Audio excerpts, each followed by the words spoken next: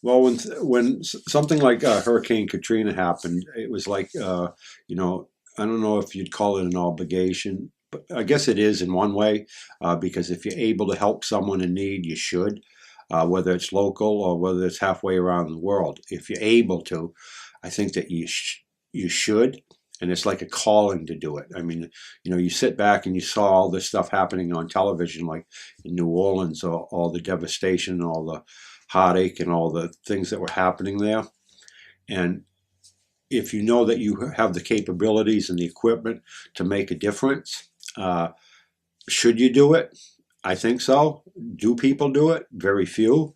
But I think I have a calling to do that. It's something just told me, you can, of course it's going to be tough, but you just figure it out and do it.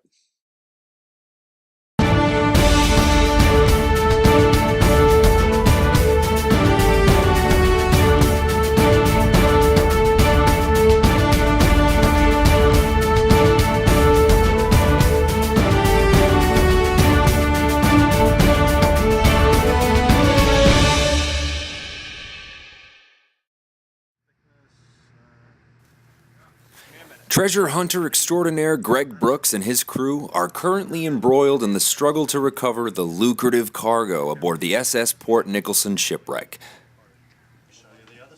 In his company, Subsea Research's 20-year history, they have traveled near and far, recovering many lost shipwrecks and their valuable holdings.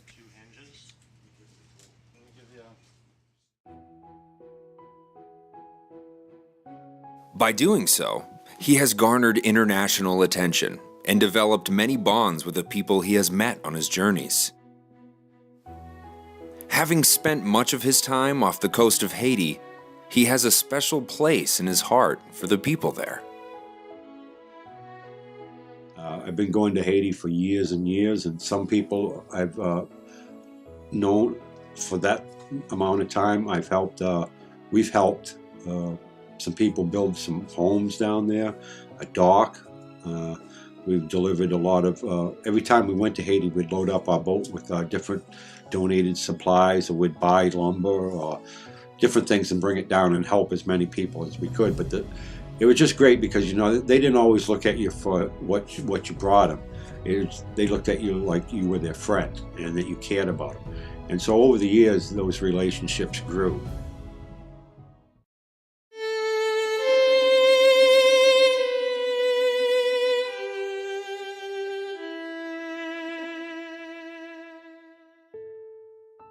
On January 12, 2010, an earthquake hit Léogâne, Haiti, measuring in at 7.0 on the Richter scale. Nearly 220,000 Haitians lost their lives as a result of this disaster, and 300,000 people were injured. Buildings and houses collapsed, leaving over 1 million homeless. The rubble and debris left over, if laid out, would have covered nearly 1 million square meters. Only 4 earthquakes in the past 1,000 years have claimed more lives than the January 2010 Haitian earthquake. For those who survived, things would never be the same. Many children were left orphaned, and families were left without any shelter, food, or clean water. Seeing these things compelled Brooks and his team to do whatever it took to offer the Haitian survivors even the slightest bit of relief. Help was on its way. On the drive home, we started talking about, all the people that were killed in Haiti and all the people we knew, and what could we do? And then it just came up that, we've got a 220-foot ship that can carry 1 million pounds of supplies.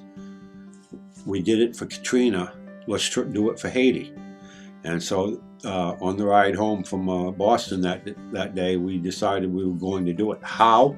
Who knew? We had no idea, because that was a major undertaking. The weather was the biggest difficulty. I mean, February is not a good time in the North Atlantic, the Gulf of Maine, where we are here, and it was just really rough. We hit storms the whole way down. We actually had to go into Delaware Bay for 2 days because they got 2 feet of snow in Delaware. That time was like the worst snowstorm in Delaware. We were at anchor in Delaware Bay for 2 days, and there was waves coming over the wheelhouse. of the Sea Hunter, which this bridge deck is like 30 feet off the water. So I think everyone in their heart feels badly for someone who's less fortunate.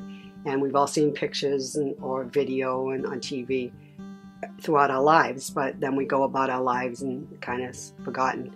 But when you see it firsthand and you smell it firsthand and you look in the eyes of the people that are living that every day, you can't help but take away something that changes something within you, because it's a human experience that I'll never forget.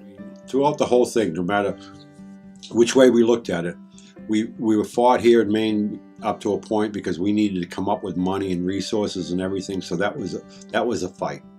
Then when we left here, on the way down the coast, we fought against 2 major storms. That was another major battle.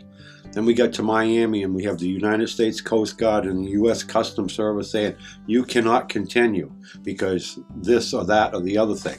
That was another major battle.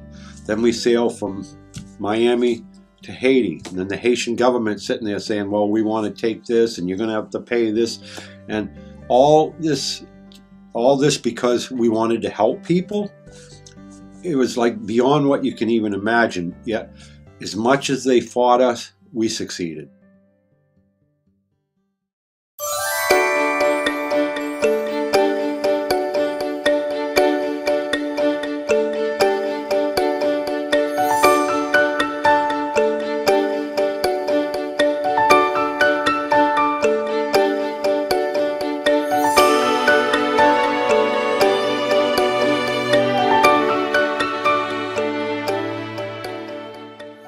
The trip received attention from local and national media outlets who closely followed the journey's struggles and eventual success.